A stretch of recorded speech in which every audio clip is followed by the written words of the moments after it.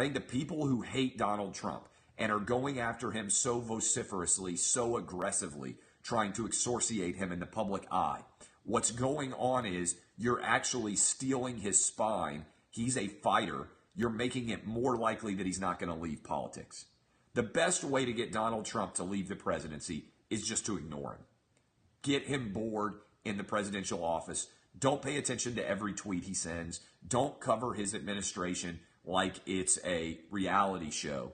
Just don't pay that much attention to him. That's kind of what Congress has decided to do. And I think if the media did it, that's the best way for Donald Trump to not actually run for re-election. But I think Donald Trump now wants to run for re-election to shove it in the face of his critics and win the election, not just once, but twice. And I think he also wants to win the popular vote and drive them even more insane. So I will say this. The incumbent president has a massive advantage. There's going to be somebody that runs against Donald Trump that will hate Donald Trump, and all of Donald Trump's supporters will run against them too. But there's a reason that we have not had an incumbent president lose since George Bush Sr. in 1992. The power of incumbency, if anything, seems to be increasing overall in our modern media era. And so, if you go back in time all the way to 1992, we've now had, what's the math on that? 1992 doesn't seem that long ago to me because I remember it well, but it's been, by 2020, it will have been 28 years since an incumbent lost an election. So I think that Donald Trump has a very good chance to win re-election in 2020.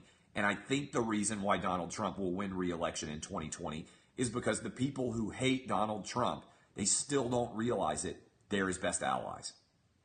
The people who hate Donald Trump think they are going to tear him down and they are going to be able to finally get him ridiculed and run him out and get him fired. Instead, they're actually making Trump's base stronger, and they're probably going to lead to the Democrats nominating somebody who's far left wing, because the left wing of the party is going to control the Democratic political process.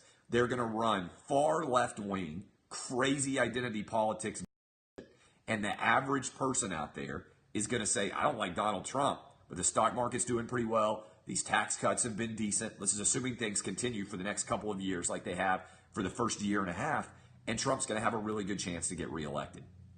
That's the truth. Because not just Donald Trump, it's who Donald Trump's running against.